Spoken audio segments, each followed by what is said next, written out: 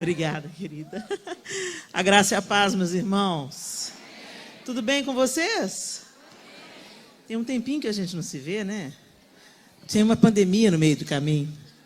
Mas, glória a Deus, o Senhor tem todas as coisas debaixo do seu governo. E Ele não foi pego de surpresa, absolutamente. O Senhor tem um propósito em tudo aquilo que Ele permite.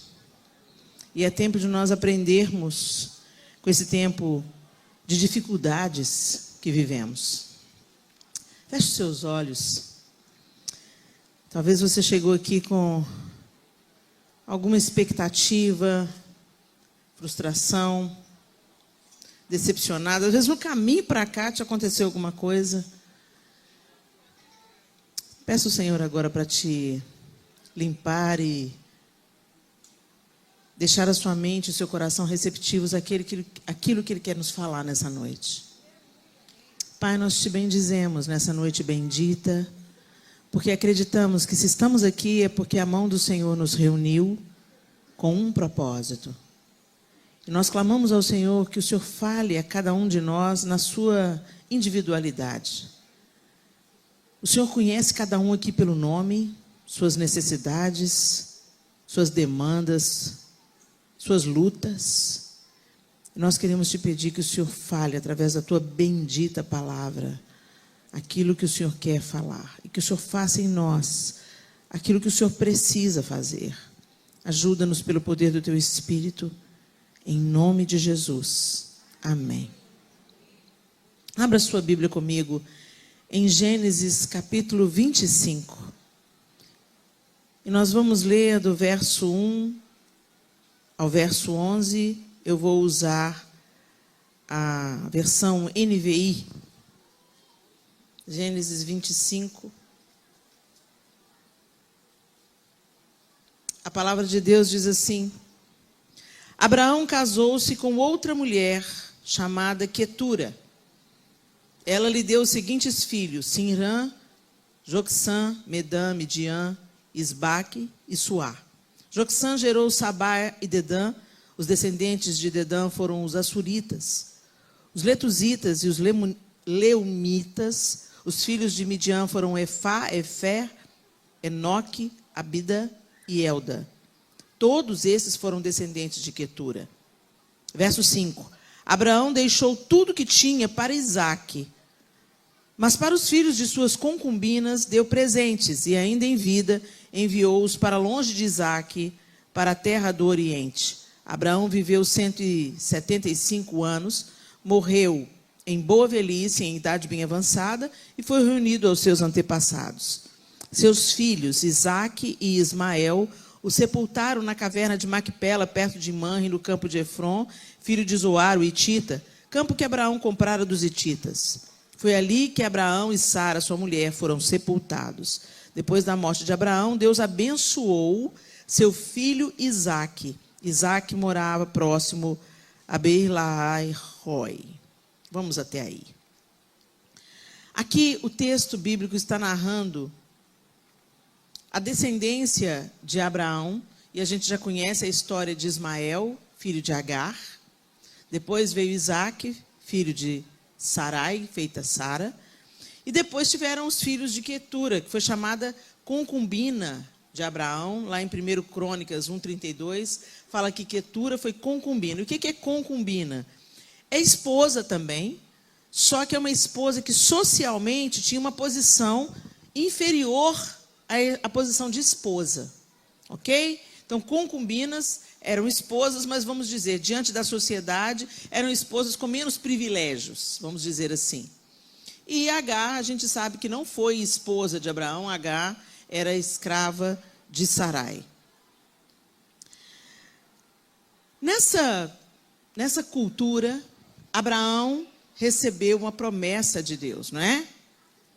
Que nele seriam benditas todas as famílias da terra e que Deus suscitaria, através da vida de Abraão, um grande povo. Na verdade, Deus estava tecendo, através de Abraão, um caminho e um povo de onde ele iria trazer salvação a todas as famílias da terra. Então, Deus chama Abraão Da descendência de Abraão, ele traz de uma maneira miraculosa Isaque. E Isaque teve 2 filhos, Esaú e Jacó. Não é isso? Então, continua aí no capítulo 25. Aí vai para mim lá para o verso 23. Ainda no capítulo 25, tá? Nós estamos aqui, a Rebeca, esposa de Isaque, teve dificuldades de engravidar, e ela engravidou, e ela estava grávida de gêmeos. E a partir do verso 23, Deus disse para ela, disse-lhe o Senhor, 2 nações estão em seu ventre, já desde as suas entranhas, 2 povos se separarão, um deles será mais forte que o outro, mas o mais velho servirá ao mais novo. Quem disse isso, gente? Deus disse isso, ok? Ao chegar a época de dar à luz, confirmou-se que havia gêmeos em seu ventre. O primeiro a sair era ruivo, e todo o seu corpo era como um manto de pelos. Por isso lhe deram o nome de Esaú. Depois saiu seu irmão, com a mão agarrada no calcanhar de Esaú, pelo que lhe deram o nome de Jacó. Tinha Isaque 60 anos de idade, quando Rebeca os deu à luz. Os meninos cresceram, Esaú tornou-se caçador habilidoso e vivia percorrendo os campos, ao passo que Jacó cuidava do rebanho e vivia nas tendas. Isaque preferia Esaú, porque gostava de comer de suas caças. Rebeca preferia Jacó. Certa vez, quando Jacó preparava um ensopado, Esaú chegou faminto, voltando do campo, e pediu-lhe, dê-me um pouco desse ensopado vermelho aí, estou faminto. Por isso também foi chamado Edom. Respondeu-lhe Jacó, venda-me primeiro o seu direito de filho mais velho. Disse Esaú, estou quase morrendo, de que me vale esse direito? Jacó, porém, insistiu, jure primeiro. Ele fez um juramento, vendendo o seu direito de filho mais velho a Jacó. Então Jacó serviu a Esaú pão com ensopado de lentilhas. Ele comeu e bebeu, levantou-se e se foi. Assim, Esaú desprezou o seu direito de filho mais velho. Aí a gente vê aqui o episódio, que a gente já conhece também, que ele vendeu o seu direito de primogenitura.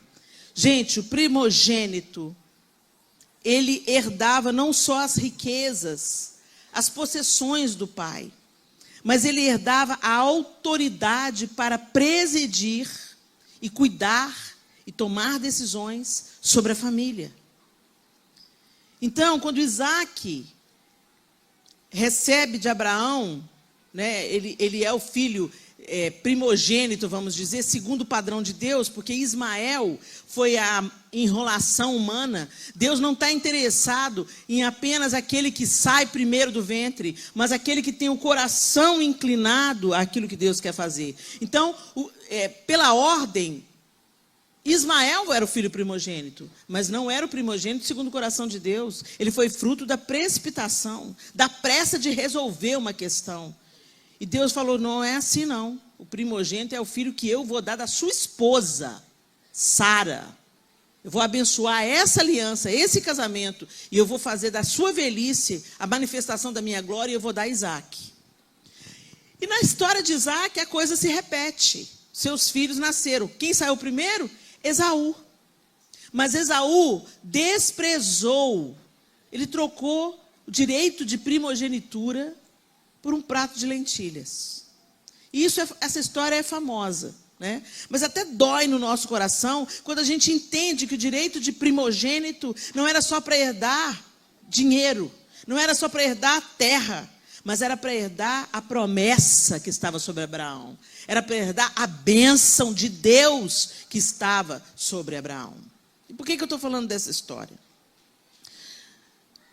Nós somos família. Família nasceu no coração de Deus. Deus instituiu a família antes mesmo de instituir a igreja.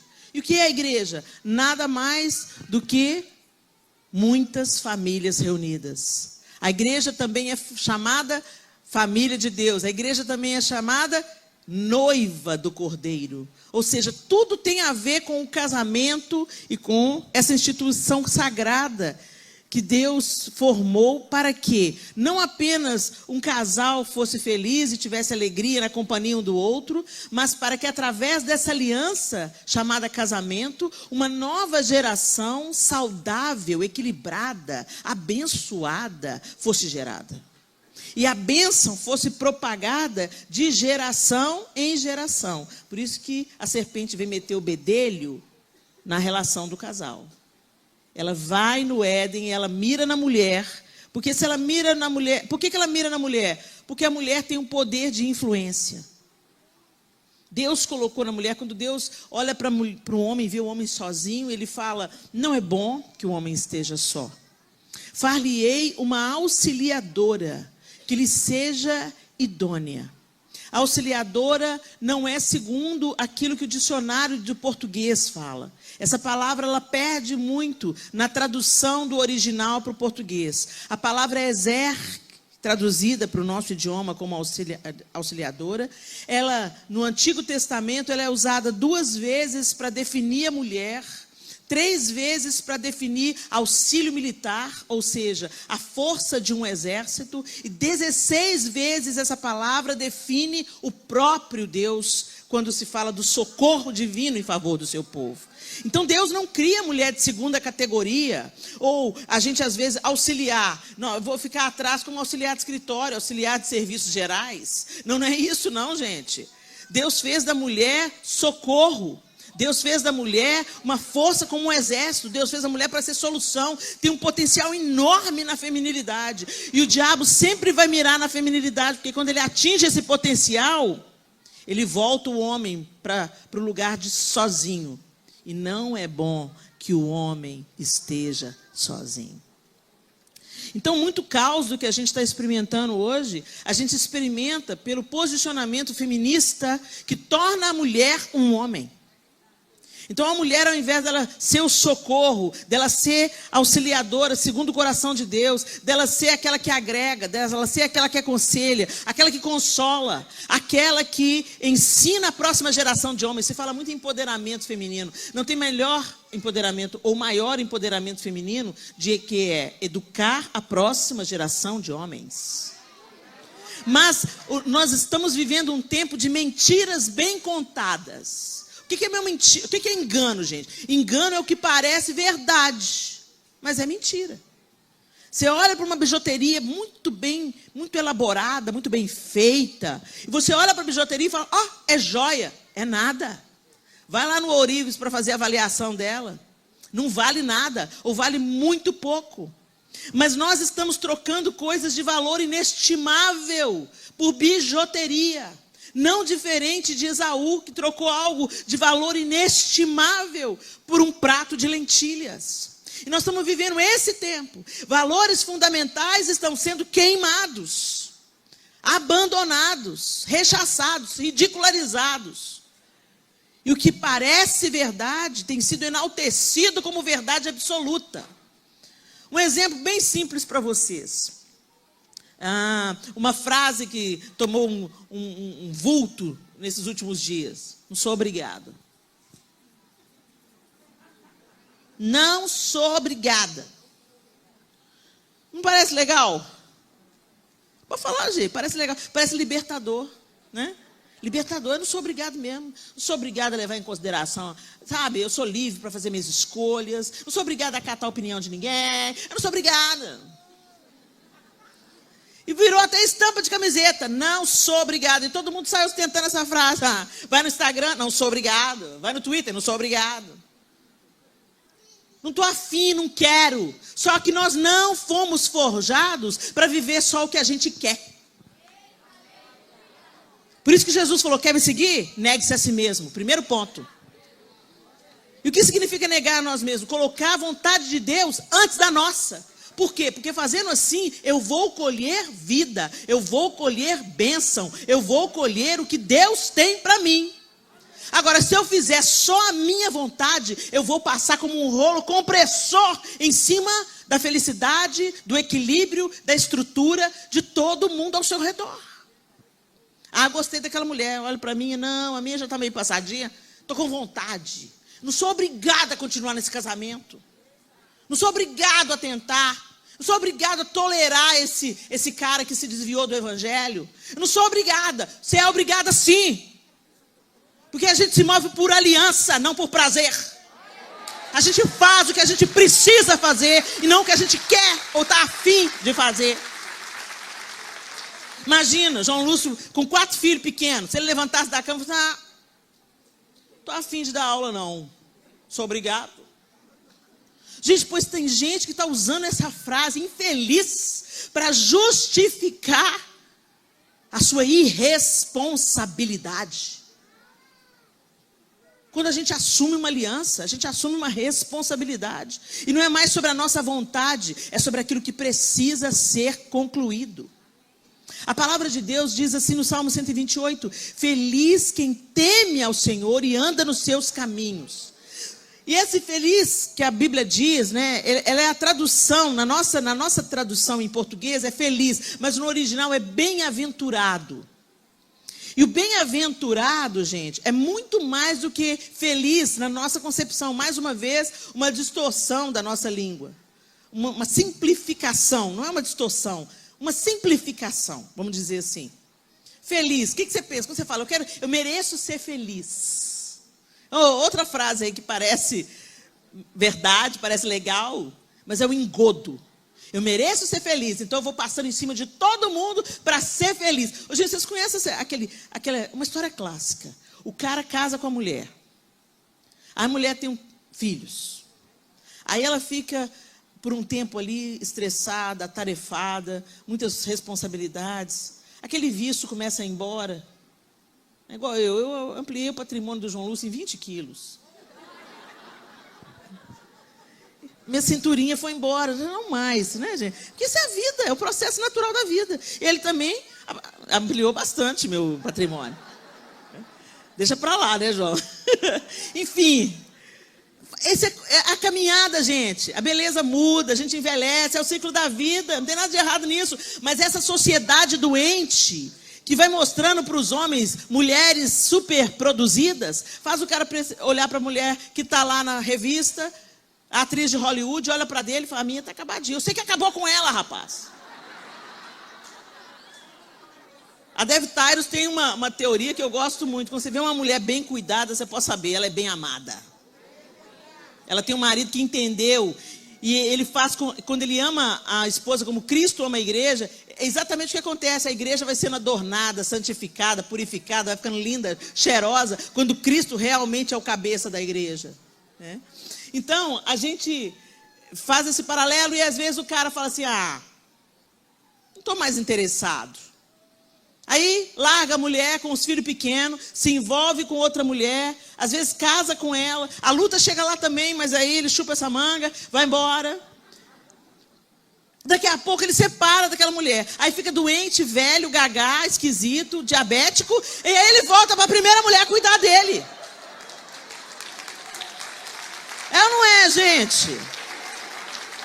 Desaforo! Mas é isso que acontece.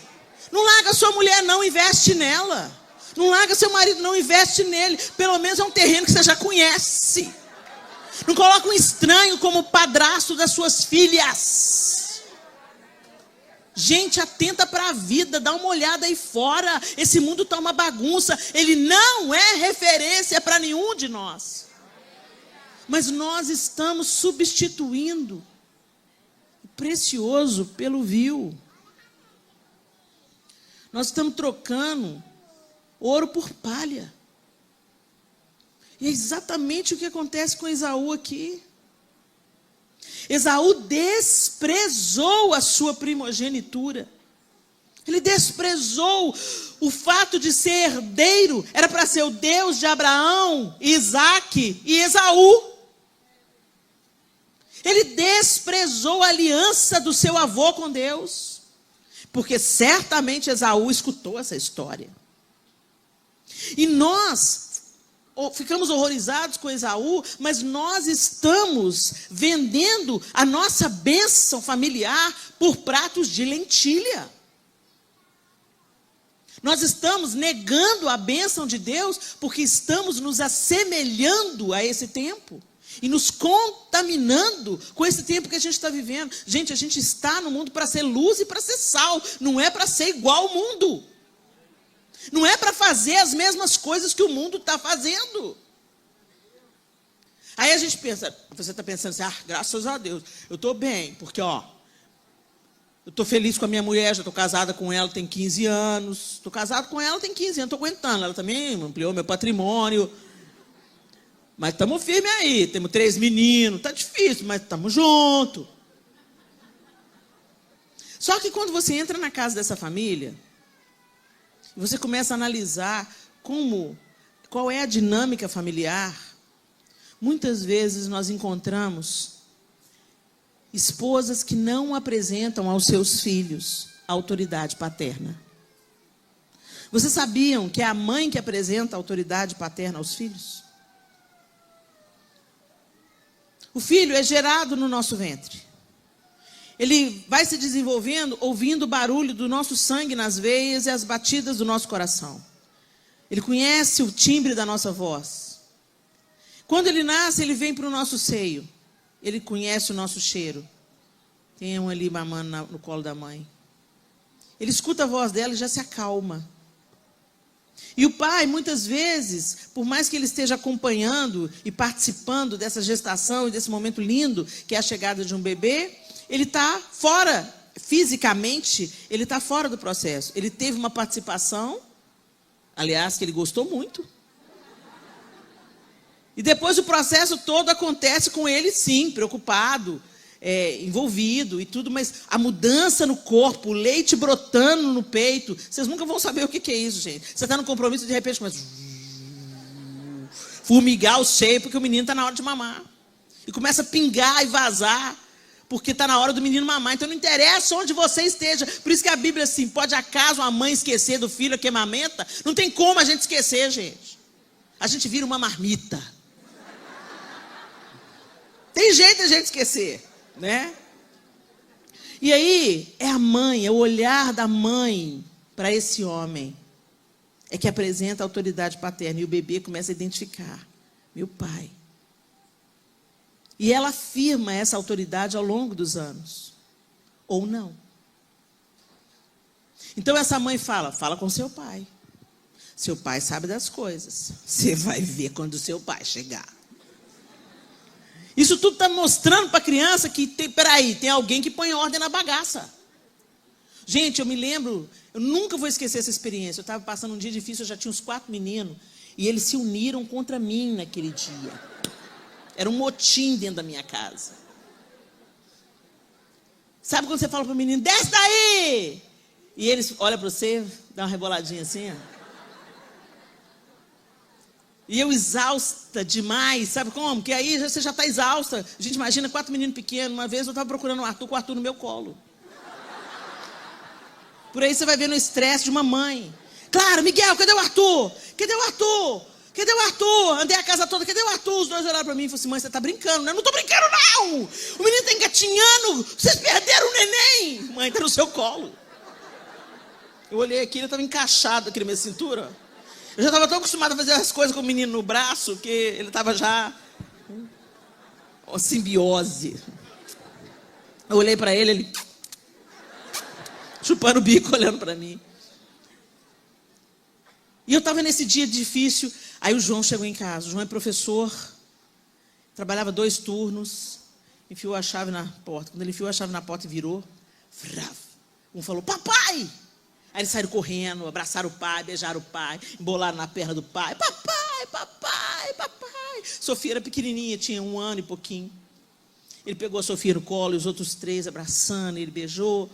Eu olhei para bendito seja Deus.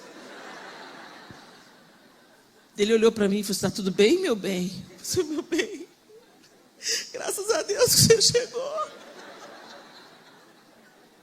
Ele olhou para mim assim e falou assim, o dia foi difícil, muito. Aí um saiu correndo, subiu no sofá, subiu no encosto do sofá. Ele só olhou e falou, Arthur? Só olhou, ele só olhou. O Arthur estava subindo naquele encosto de sofá. O dia inteiro eu mandando ele descer, ele ficava em cima rebolando. O pai só olhou e o menino escorregou. Eu olhei para ele e falei assim: autoridade adentra a porta quando você chega, meu bem. Louvado seja Deus. Eu lamento pelas mães solteiras. Deus fez tudo certo. Deus fez tudo certo, mas a gente avacalha com tudo. Aquelas mulheres que falam: não precisa de homem, não. Não, você é pai e mãe. Não, querida, você não vai ser pai. Porque você é fêmea, você é mulher. Você pode ser uma mãe maravilhosa, mas a figura paterna é insubstituível. E Satanás tem deformado o homem, tornado o homem um ser asqueroso, abusivo ou banana. Por quê? Porque a criançada conecta isso com a sua experiência com Deus. O diabo deforma a figura do homem para prejudicar a experiência da geração com a paternidade de Deus. Então o povo se torna incrédulo. A nova geração: Deus, pai? Deus tem coisa mais importante para cuidar. Já ouviu isso dos jovens? Deus tem mais coisa importante para cuidar. Quando você vai ver, o pai do menino tem coisa mais importante para cuidar. Não dá tempo para ele. Não prioriza o tempo junto. Ou então Deus, Papai Noel. Pai que ama, dá tudo. Não. Meu pai me amou, mas não me deu tudo. Graças a Deus que ele não me deu tudo. Mas os pais culpados querem suprir os filhos com coisas. Então eu vou viver minha vida, eu vou viver do meu jeito, mas aí o que eu faço? Eu dou tudo que meu filho precisa. E aí quando o filho vai para a droga, ele fala assim: mas como, pastora, que meu filho foi para a droga? Eu dei tudo que esse menino precisava. Você está aí que é o seu problema. Você deu tudo. Mas o que você quis dar, você precisava dar, muitas vezes você não deu. Então, gente, a gente está trazendo para a nossa vida. Gente, é claro que existem situações, a gente ensina a criança no caminho que ela deve andar. Mas chega um momento que os filhos crescem. E eles fazem escolhas. E muitos deles vão querer experimentar um caminho diferente daquele que a gente ensinou. Mas que se esse dia chegar na sua vida, que não tenha nas suas costas a culpa e o remorso por saber que esse menino está no caminho, porque você não foi pai e você não foi mãe. Porque ter filho é fácil, é até gostoso fazer. Mas criar os filhos é outra parada. É trabalho árduo, é trabalho insistente, é um trabalho de repetição. Sabe, mulher, por que Deus deu para a gente tanta palavra? Não é para a gente fofocar, não é para a gente maldizer, não é para a gente amaldiçoar. É para a gente falar 572 vezes. Já escovou o dente? Já lavou a mão? Volta lá. Já fez para casa? Desce daí. Não é? A gente repete, até que um dia a ficha cai e entra. Não é? Enquanto isso, a gente vai repetindo. Muitas palavras para interceder. Porque onde tem uma mãe chorando e gemendo, o Senhor está ouvindo, está colhendo essas lágrimas e vai mudar essa história aí. Vai mudar essa história aí em nome de Jesus. Agora vai custar o quê, gente? Quais são os pratos de lentilha que o Satanás tem colocado na sua casa? Qual que era o problema de Esaú? Ele tinha uma necessidade imediata. Ele tinha fome. O texto diz para a gente que ele foi caçar e voltou com fome. E o que estava acontecendo? Comida estava sendo feita. Você já viu o poder que o cheiro de uma comida sendo feita faz com você que está com fome? Aleluia, quando você pode comer, né? Agora quando você não pode comer. É forte mesmo, igreja. Aquele cheiro, parece assim, aqueles desenhos animados de antigamente, né? O cheiro ia levando a pessoa assim, o personagem ia flutuando assim. Esaú estava com fome, era uma necessidade básica, fundamental do ser humano, comer, se alimentar. Agora, vocês acham que ele estava morrendo mesmo? Que ele falou assim, que é isso? Eu estou morrendo aqui, você está falando de direito de primogenitura. Ele estava morrendo, o que vocês acham? Uma pessoa que está morrendo de fome, ela não consegue nem falar, gente, ela está morrendo de inanição. Ela vai falhando, ela vai definhando, para de falar, para de andar. E aí ela sucumbe à doença. Não é assim, me dá comida aí, eu estou morrendo.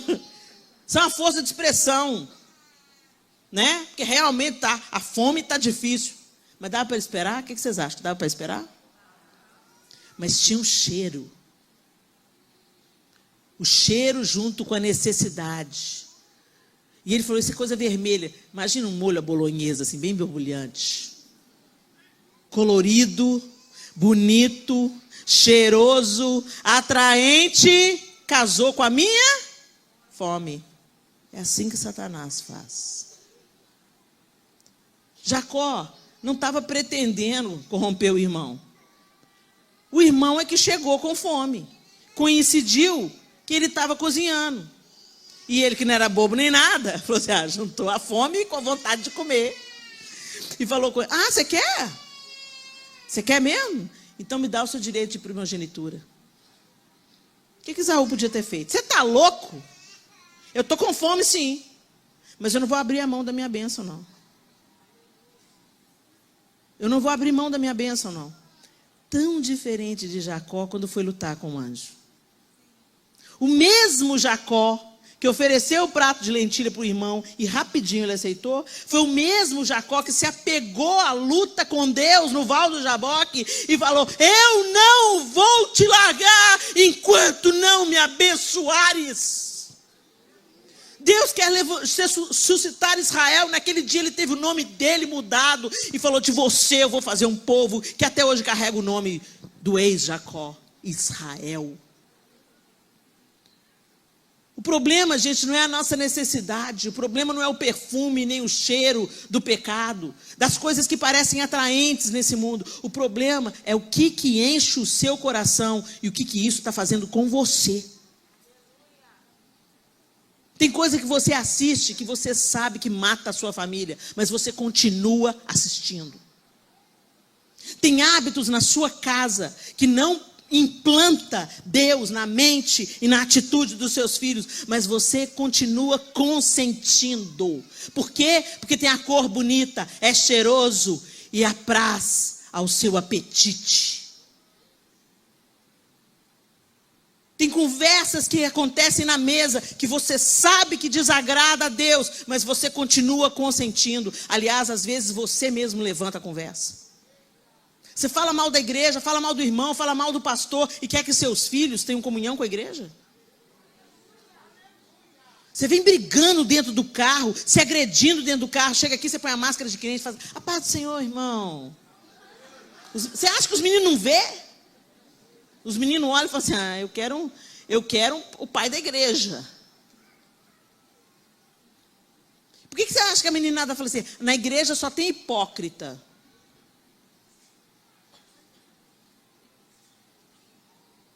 Qual é o exemplo?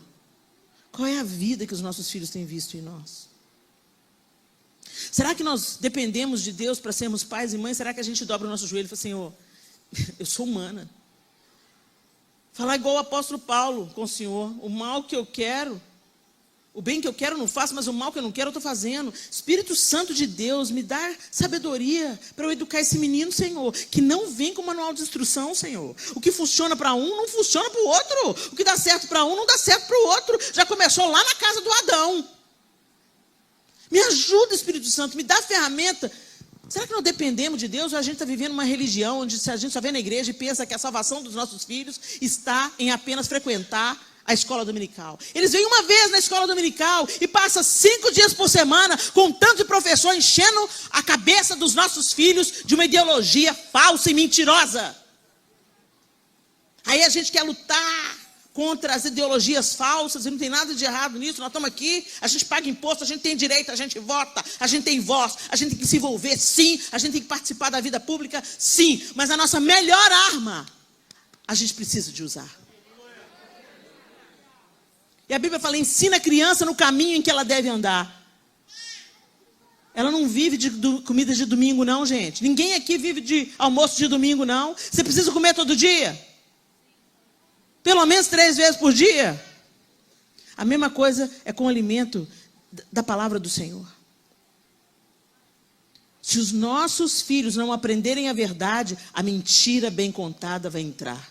O engano vai entrar. Mas se os nossos filhos forem discipulados... Jesus não mandou a gente dar folheto. Jesus mandou a gente fazer discípulo. E fazer discípulo dá trabalho. Fazer discípulo envolve envolvimento de coração. Muitas refeições ao redor da mesa. Caminhar junto, tirar férias junto, abraçar, beijar, entender o outro só de olhar. Isso fala de fazer discípulo. É se tornar amigo, se tornar íntimo, se tornar próximo. E se tornar um exemplo. A música da Cristina é muito adequada. A gente deve olhar para o Senhor. Mas, infelizmente, isso está tornando a picaretagem gospel. Está chancelando. Não olha para mim, não, olha para o Senhor. O apóstolo Paulo falou assim: sejam meus imitadores como eu sou de Cristo. E eu sei que é necessário a gente entender que nós somos humanos, e é exatamente isso, tudo que a Cristina ministrou sobre nós na canção que Deus colocou nos lábios dela. É isso mesmo, olha para o Senhor, porque Ele nunca vai se decepcionar. Mas não olha só para o Senhor para não se decepcionar com os outros, não. Olha para o Senhor para Ele ser forjado em você. Porque nós nos tornamos semelhantes àquilo que contemplamos. Quanto mais tempo diante de Deus você passa, mais semelhante a Ele você vai se tornar. Quanto mais você inculcar a palavra de Deus, mais é isso que vai sair da sua boca. A boca fala do que está cheio o coração. Então, quando você tem as explosões de raiva com seu filho, com seu marido, com a sua esposa, esse é quem você é. E a sua boca está revelando a feiura do seu coração, ou a beleza do seu coração. Pratos de lentilhas são colocados para nós todos os dias. Todos os dias, Satanás vem com uma comida cheirosa, colorida, bacana. E ela nos parece tão apetitosa e atraente. E a gente quer resolver o nosso problema agora. Eu quero resolver agora. Eu estou infeliz nesse casamento, eu quero divórcio agora. Esse menino está me dando trabalho, eu quero resolver isso agora. Vou dar uma surra nele agora. Vou mudar ele de escola agora. A gente não pergunta para Deus o que Ele quer, qual é o propósito dEle, como eu vou esticar esse arco para poder lançar a flecha. Não, a gente não pergunta para Deus, a gente faz do nosso jeito. E quando dá ruim, a gente culpa Deus. Esaú ficou transtornado. O texto diz para a gente muito claramente que ele não quis. Ele trocou rapidamente. O que me vale? O que me vale isso aí? Esse direito de primogenitura. O que me vale? Eu estou morrendo, me dá essa comida. Tá bom, eu juro, é sua. A mãe instruiu a Jacó: não te basta a primogenitura, vai lá buscar a bênção do seu pai. E ele foi. Se vestiu de Esaú e foi. E em Gênesis 27, 36, Esaú fica indignado quando ele chega para buscar a bênção do seu pai, e a bênção já tinha sido dada a seu irmão. E ele diz assim, no verso 36, não é com razão que o seu nome é Jacó? Já é a segunda vez que ele me engana. Presta atenção. Primeiro tomou o meu direito de filho mais velho, e agora recebeu a minha bênção. Então, perguntou ao pai, o senhor não reservou nenhuma bênção para mim? Ô, gente, vocês acham que Isaac não tinha autoridade para falar assim, fui enganado. Seu irmão mentiu para mim. Então eu estou revogando toda a bênção que eu dei para ele e vou abençoar você. Ele podia ter feito isso, gente? O que vocês acham? Não podia. Por quê? Ele foi enganado. Ele abençoou Jacó pensando que estava abençoando Esaú. Não foi? Mas Isaac sabia o que moveu o coração de Jacó e a palavra que ele recebeu desde o ventre. Deus avisou: o menor servirá ao maior. Ele sabia, o menor servirá ao maior. O que eu falei, gente? O maior servirá ao menor. Acertei agora? O mais velho vai servir ao mais novo. Deus já tinha falado quando eles ainda estavam no ventre. Certo? E eu acredito plenamente que naquela hora Isaac entendeu. Deus escolheu o menor. Aliás, né, gente? A cara de Deus, né? Escolheu o menor. É claro que as consequências vieram. Jacó também foi enganado por Labão, porque é o negócio seguinte, Deus está cumprindo o propósito dele, mas a lei da semeadura é implacável, ela também está funcionando todo o tempo. Ele também foi enganado pelo seu sogro. Agora, cá para mim também, mais uma vez, Lia era a escolha de Deus, Jacó escolheu Raquel. Mas Lia, para mim, era a escolha de Deus, porque foi no ventre dela que ele colocou a tribo de Judá. Umas coisas, gente, que a gente só vai entender no céu. Mas hashtag fica a dica. Deus tem um jeito dele de fazer as coisas. E a gente não questiona. A gente abaixa a cabeça e confia. Porque ele vai fazer com que tudo redunde em bênção, em vida. E o plano dele é perfeito. Isaac não revogou a bênção e falou, não. A bênção está com seu irmão. E você vai servir ao seu irmão. Ele ficou indignado. Agora presta atenção no que ele falou. Ele me enganou. Ele te enganou, Esaú? Ele te enganou? Ele jogou limpo com você. Eu tenho a comida. Você quer comida? Quer? Então me vende o seu direito. Ele propôs. E você aceitou porque você quis. E hoje, gente, tem muita coisa que você está aceitando na sua vida. E amanhã você vai gemer e vai gritar e vai falar, mas por que isso está acontecendo? Por que Deus que o Senhor está permitindo isso? Porque você escolheu. Você consentiu. Nossa, pastora Naira, você trouxe essa mulher aqui para bater na gente? Hoje, desculpa, eu sempre peço para Deus, Senhor Deus, dá uma palavra macinha. Ele falou assim, não, porque você precisa de palavra dura para andar no meu caminho. E o ouvido mais perto da sua boca é o seu. Então, enquanto eu estou trabalhando no você, Helena, eu vou trabalhando no meu povo também. E eu vou dizer para você, nós estamos vivendo um tempo que a gente não está precisando de ninguém alisar o nosso pecado, não. E eu estou chamando vocês ao arrependimento. Para de negociar suas crianças por pratos de lentilha. Para de ser atraído por aquilo, pelo perfume desse século. Não, você tem que ter uma carreira. Porque filhos crescem. Vão viver a vida deles. Você vai ficar o quê? Dependendo de marido? Vou dizer para você, solteira, está aqui, filha, adolescente, deixa eu ver, tem solteira aqui? Levanta a mão, deixa eu ver. Olha, temos umas solteiras aí, muito bem, deixa eu falar com vocês. Solteira, planeja. Hoje, graças a Deus, a gente tem condição de planejar a carreira, planejar a vida profissional, para que você trabalhe. Mas se na hora que os filhos chegarem, que você reajuste a sua prioridade. Homens, você não ajuda a sua mulher não, meu amado. Você é pai. Essa história de, meu marido me ajuda não, hein? Ele é pai. Tem uma parte que é dele. Tem uma parte que cabe a ele. Ele não está ajudando, ele está sendo pai. E pai põe a mão na massa. Pai se envolve. Pai participa, pai leva na escola, pai troca fralda. A Revolução Industrial tirou os homens de casa.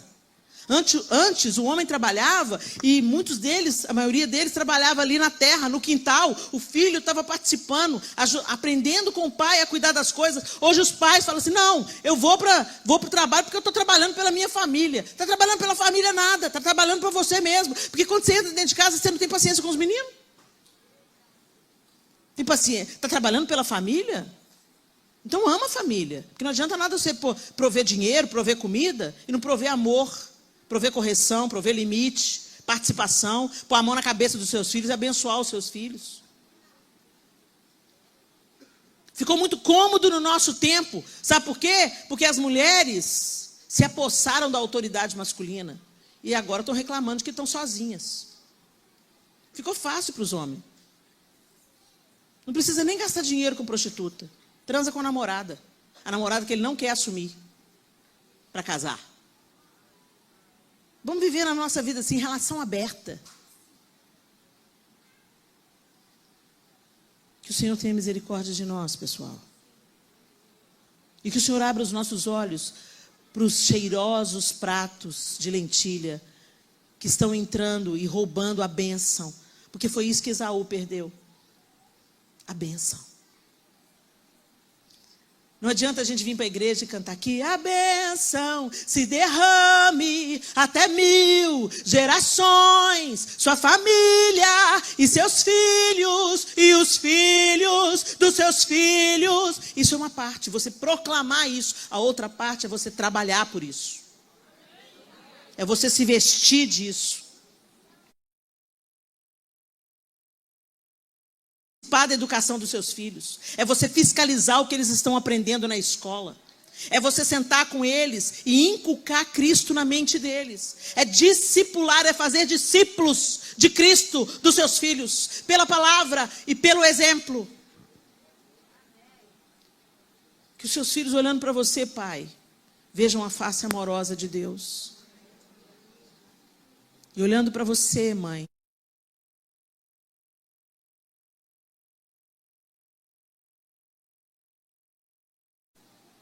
mulheres foram feitas para curar, para gerar.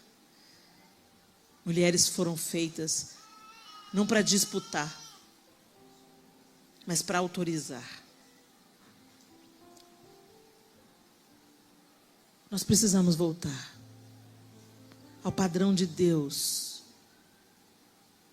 e dar as costas aos pratos de lentilha cheirosos e coloridos, que parecem que vão matar a nossa sede e fome.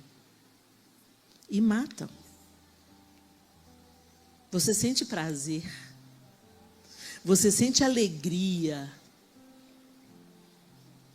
Mas vai custar o quê?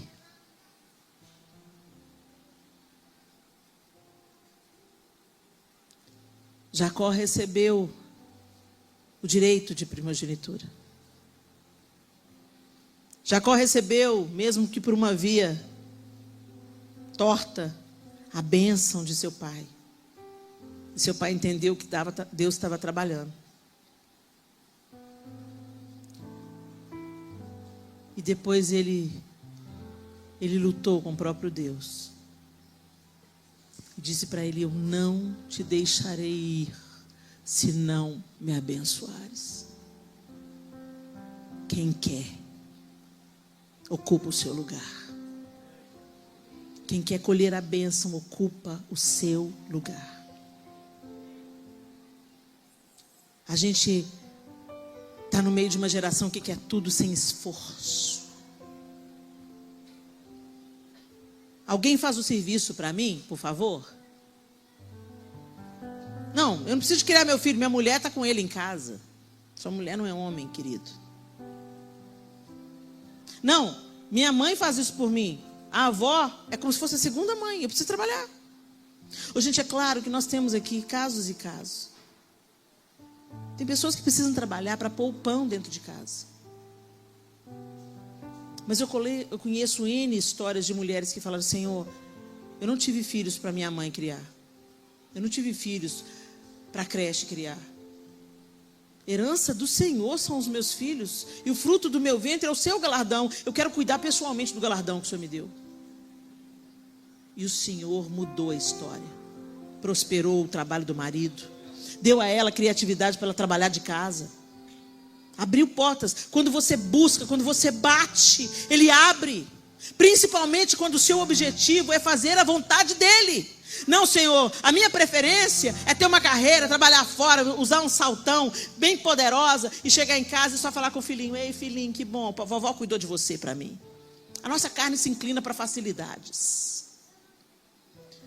Mas a bênção não está no perfume da sopa de lentilha. A bênção não está no imediatismo de uma fome saciada pelo saboroso prato bem preparado. A bênção está na persistente busca. Jacó pastou na mão de Labão.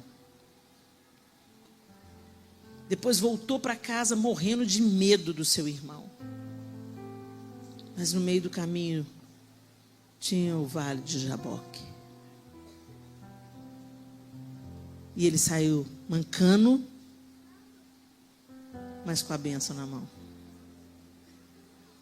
Israel, nasceu Israel, o povo de onde viria o Salvador de todos nós. Porque um homem se dispôs a valorizar a bênção de Abraão e de Isaac. Um homem se dispôs a conhecer esse Deus que se apresentou para ele em Betel. Um homem lutou com Deus no Val do Jaboque e saiu mancando, mas diferente, mudado, transformado. Vocês entendem o que eu quero dizer?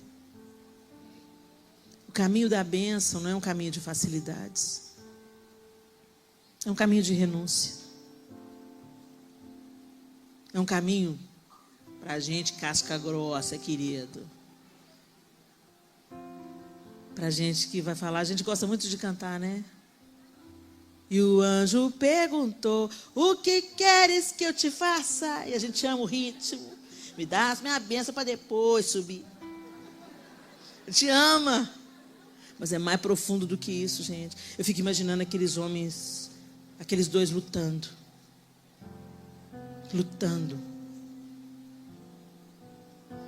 A insistência daquele homem estava sendo colocada à prova. E ele perseverou até o fim. Persevere também. Você quer a bênção para sua casa? Rejeite os pratos de lentilha. Deus é um Deus de família. É na família que Ele ordenou a bênção. Desde o início de todas as coisas. Ele forma um povo de uma família. E Ele coloca o seu filho em uma família. E no final de tudo, vai ter o grande casamento. Começou com o casamento e vai terminar com o casamento. A base da família. Que a gente viva o plano de Deus. Mesmo que isso nos custe. Rejeite os pratos de lentilha que estão sendo colocados na mesa da sua casa. Mesmo que eles sejam perfumados e matem a sua fome temporariamente. Você que está tendo problema com a pornografia, isso é morte. Morte do seu casamento. Contaminação para os seus filhos e para a sua geração. Seja você homem ou mulher. Busque ajuda, é um vício. Você precisa de libertação. A pornografia reprograma o seu cérebro. Você não vai ver sua esposa ou seu marido como você via antes. Muda a maneira de você se relacionar com ela. Em nome de Jesus, eu estou falando para você que tem vício com pornografia. Ninguém sabe, Helena. Deus sabe. E me mandou aqui para te dizer: busque ajuda. Busque libertação, porque isso está matando o seu casamento. E outros pratos de lentilha, além da pornografia. Às vezes, bons empregos são pratos de lentilha. Aqueles que te tiram semanas e semanas de casa. Peça a Deus para abrir outra porta para você. Não se conforme com a sua atual situação, se ela está te tirando do convívio com a sua família. Peça ao Senhor para abrir uma porta. Ele é a porta, como nós cantamos aqui hoje.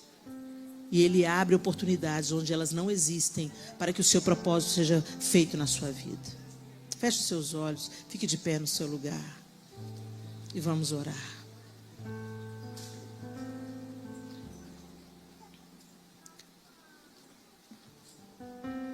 Se você está aí com a sua família, sua esposa, seus filhos, segura a mão deles. Que grande bênção. Com todas as dificuldades, um dia você amou essa pessoa, escolheu essa pessoa, se casou com ela. Honre essa aliança. Honre essa aliança. E eu quero te contar um segredo. Eu e o João temos 31 anos de casados, pela misericórdia de Deus. E quem aqui tem mais anos de casados vai poder atestar o que eu estou dizendo. O melhor vinho fica para o final.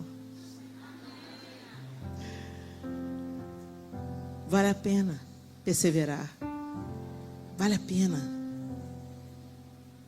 Não é à toa que em Caná da Galileia, naquele milagre maravilhoso, Jesus produziu o melhor vinho. E é isso que Ele quer fazer nas nossas casas.